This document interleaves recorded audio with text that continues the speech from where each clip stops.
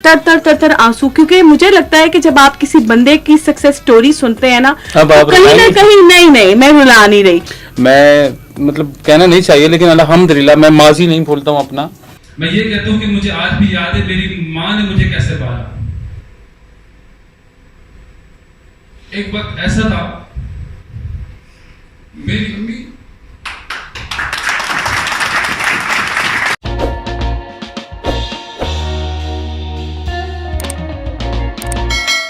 तो अब यकीन करें कि मतलब मुझे नहीं लगता कोई ऐसा मेकअप आर्टिस्ट है या कोई भी ऐसा बंदा है जो कहे कि जी मैं अली को नहीं जानता। तो लोग बहुत ज्यादा जो है वो अली को माशाल्लाह हर जगह प्रोजेक्शन दे रहे होते हैं। पिछले दिनों मैंने अली की ना सक्सेस स्टोरी एक सेशन थी अली मस्द से, मैंने वो सुना, और वो जब मैं सुन रही थी तो सुनते सुनते मेरे रोंगटे तो खड़े हुए थे, लेकिन मेरी आंखों से बिल्कुल तर आंसू, क्योंकि मुझे लगता है कि जब आप किसी बंदे की सक्सेस स्टोरी सुनते हैं ना, तो कहीं ना कहीं नहीं मैं रुला नहीं रही, मैं ये बता रही हूँ कि आपको कहीं ना कहीं अपना वो सीन याद आता है कि आपने कितनी स्ट्रगल की और आप किस तरीके से आगे आए हैं।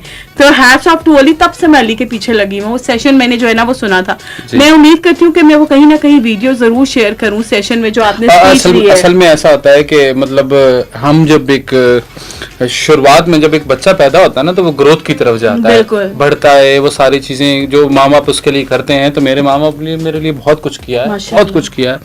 मैं मतलब कहना नहीं चाहिए, लेकिन अल्हम्दुलिल्लाह मैं माजी नहीं भूलता हूँ अपना। मेरा माजी क्या था, मैंने कहाँ से स्टार्ट लिया, मैंने कहाँ से स्टार्ट लिया, और अल्लाह पाक ने मुझे हर उस चीज में नवाजा है जिसकी मैंने कोशिश की, जिसकी मैंने ख्वाहिश रखी।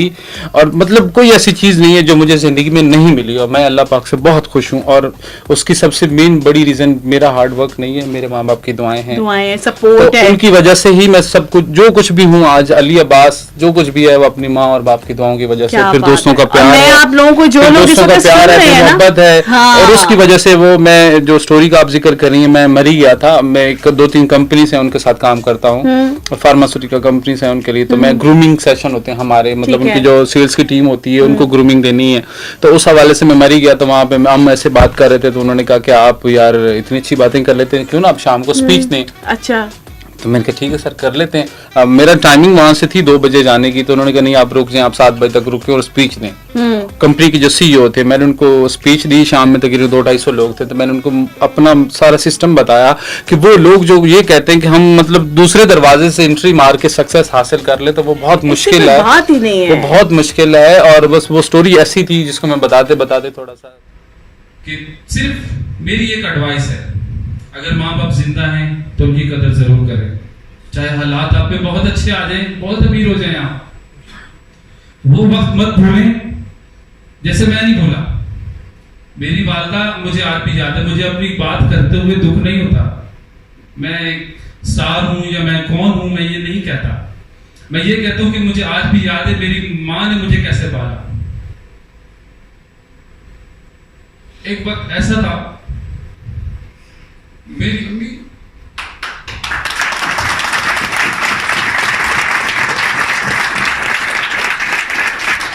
अम्मी और मेरा भाई सबको रुलाएगा, समोसे बनाते थे। एक दौर में मैं 8 साल की उम्र से काम कर रहा हूँ, मेहनत कर रहा हूँ। मैं 1 रुपए का एक समोसा बेचता था स्कूल के बाहर बैठ के, और ये कहता था कि शायद कभी मैं भी अच्छा इंसान बन सकता हूँ। लेकिन अल्हम्दुलिल्लाह मैं अल्लाह पाक का लाख शुक्र गुजार हूँ कि मैं मानता हूँ मैं बहुत अच्छा हूँ।